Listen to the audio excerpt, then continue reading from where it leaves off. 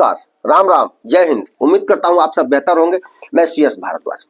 मित्रों, वीडियो का थंबनेल आप लोगों ने देखा, हेडिंग भी आप लोगों ने देखा।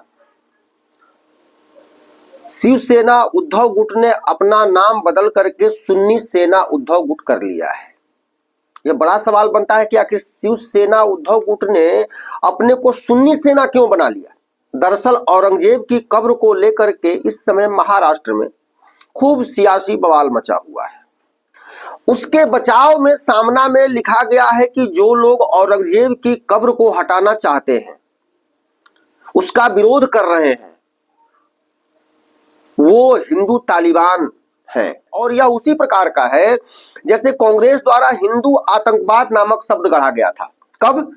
जब 26/11 का मुंबई हमला हुआ था और उसके तुरंत बाद कांग्रेस की सरकार थी और कांग्रेस के मंत्रियों ने, सोनिया, राहुल, तमाम लोगों ने यह कहना शुरू कर दिया कि यह तो हिंदू आतंकवाद का परिणाम है।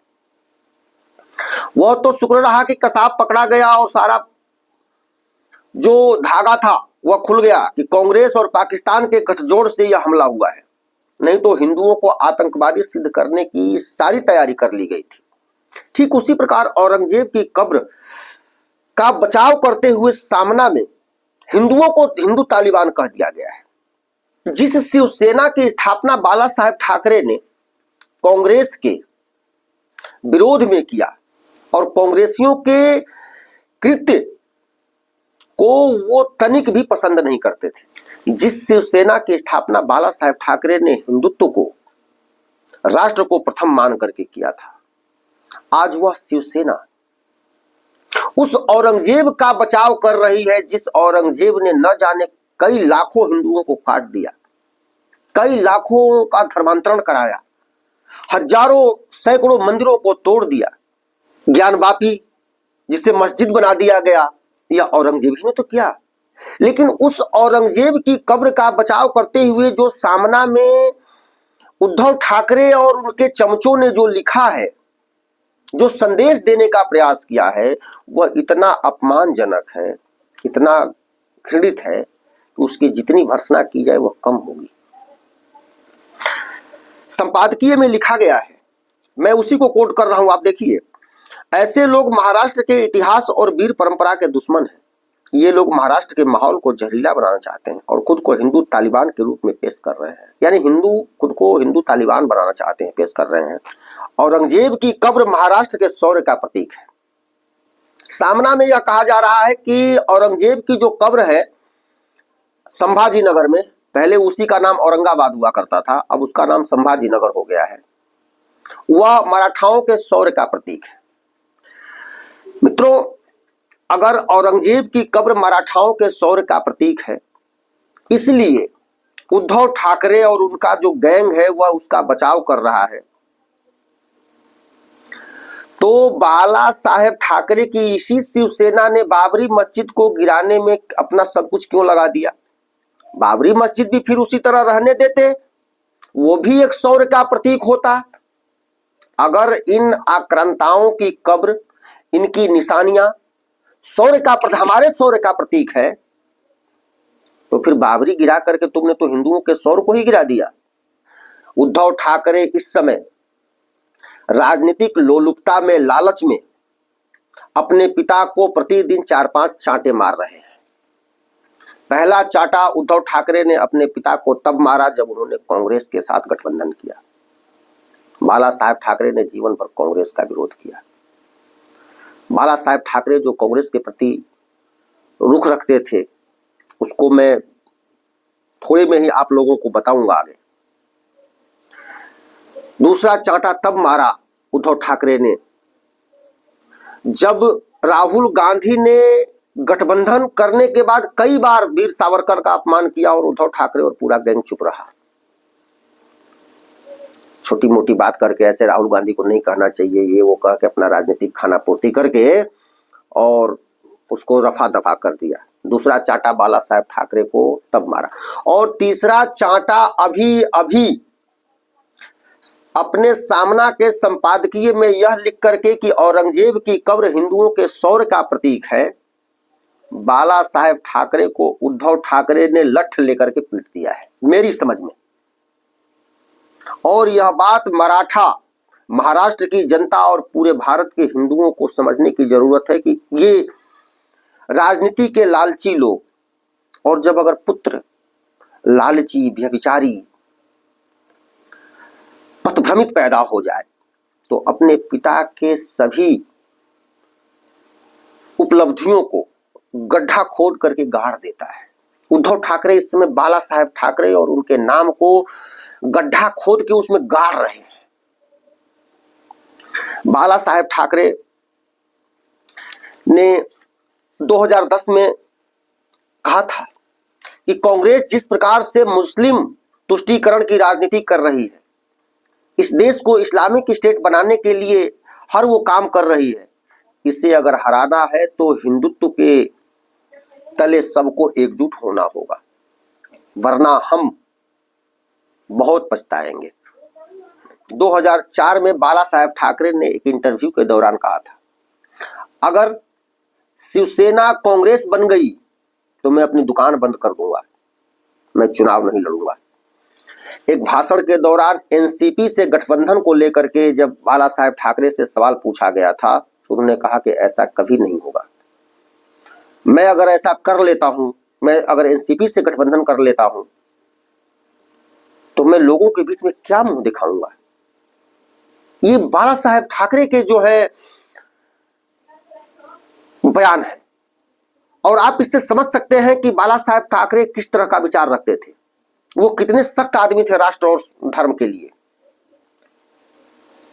वह राष्ट्र विरोधियों और धर्म विरोधियों को तनिक भी पसंद नहीं करते थे। गठबंधन तो दूर की बात है, लेकिन उद्धव ठाकरे ने उन्हीं राष्ट्र और धर्म विरोधी कांग्रेस एनसीपी वालों से गठबंधन करके सरकार बनाया, कुर्सी के लालच में। मतलब अपने पिता के सारे सिद्धांतों को लात मार दिया उद्धव ठाकरे ने। एक तरह से यूं कहे तो उनकी आत्मा को गंदे नाली के पानी में ले जाकर के डुबो दिया उद्धव ठाकरे ने जो किया है। और सामना में ऐसा लिख करके तो उन्होंने क्या कर दिया है, मैं क्या कहूं इस पर। महाराष्ट्र की जो जनता है उसे इस पर गंभीरता से सोचना होगा, साथ ही साथ देश की जनता को भी इस पर गंभीरता से सोचना होगा। यह हिंदू तालिबान कह देना, हिंदुओं को हिंदू आतंकवादी कह देना क्यों कही जा रही है, यह क्यों कहा जा रहा है, किसको खुश करने के लिए कहा जा रहा है। जो ये लिख रहे हैं, जिन्होंने यह लिखा है, वह भी ये जानते हैं कि हिंदू तालिबान नहीं हो सकता, हिंदू आतंकवाद ये शब्द जो है ये मनगढ़ंत शब्द है। पूरी दुनिया जानती है, वही नहीं पूरी दुनिया जानती है कि हिंदू आतंकवादी, हिंदू आतंकवाद, हिंदू तालिबान जैसे शब्द की कोई महत्ता नहीं है, कोई अर्थ नहीं है, इसका कोई औचित्य नहीं है, इसका कोई आधार नहीं है। उसके बाद भी इस शब्द को गढ़ना, इसका बचाव करना, यानी इसके पीछे कुछ ना कुछ तो उद्देश्य है। एक प्रसन्न हो, दूसरा नाराज भी होगा तो हमको उससे मतलब नहीं है। इसके अलावा राजनीति में बयानों का कोई मतलब नहीं होता है। यानी हमको इस स्टैंड पर, इस बात पर, इस विचार पर, इनके समर्थन में, इनका समर्थन करके वोट लेना है, चाहे वो गलत हो या सही हो। यानी किसी न किसी को प्रभावित करने के लिए अपनी बात कही जाती है। अगर हिंदू तालिबान शब्द का प्रयोग किया गया है तो यह किसको प्रभावित करने के लिए क्या किया गया है, यह समझना बहुत मुश्किल नहीं है कि उद्धव ठाकरे इस समय किसको प्रसन्न करने के लिए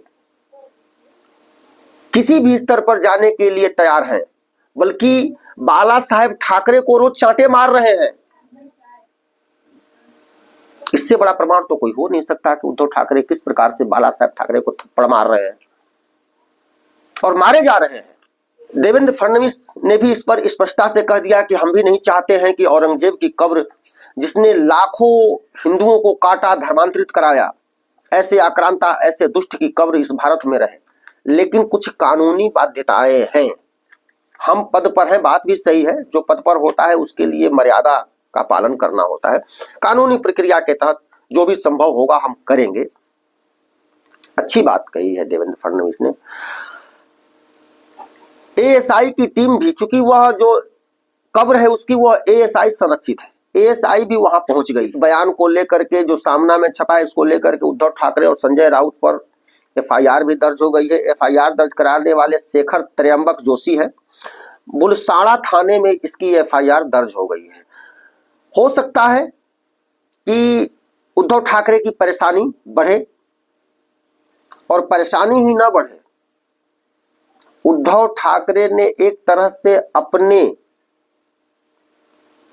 दल शिवसेना उद्धव गुट को सुन्नी सेना बना दिया है, या छाप करके। अब इसे साबित करने की जरूरत नहीं है कि उद्धव ठाकरे इस समय शिवसेना उद्धव गुट नहीं चला रहे हैं, सुन्नी सेना उद्धव गुट चला रहे हैं। शिवसेना उद्धव गुट सुन्नी सेना उद्धव गुट हो गया है। उसका काम, उसका बात, उसका व्यवहार, उसका विचार सुन्नी सेना के रूप में नजर आ रहा है।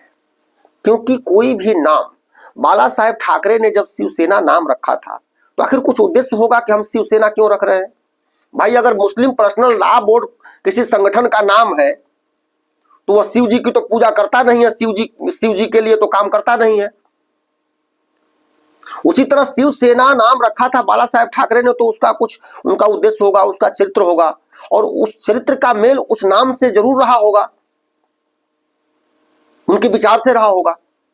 यह मराठाओं का शौर्य बता रहे हैं, कहीं भी नाम से और इनके काम से, चरित्र से मेल खाता है। आप लोग इस पर अपनी टिप्पणी जरूर दीजिए, और आज से उसे सुन्नी सेना उद्धव गुट कहना शुरू करिए। मैं तो आज से यही कहूंगा। बहुत बहुत धन्यवाद। एक निवेदन है, चैनल को आप लोग अधिक से अधिक लोग सब्सक्राइब करिए, सपोर्ट करिए। अगर कुछ गलतियां हो जाती हैं तो उसे आप लोग क्षमा करेंगे। वीडियो पसंद आए तो लाइक और शेयर करें। अगले वीडियो में हम लोग फिर मिलेंगे। तब तक के लिए जय हिंद, वंदे मातरम, राम राम।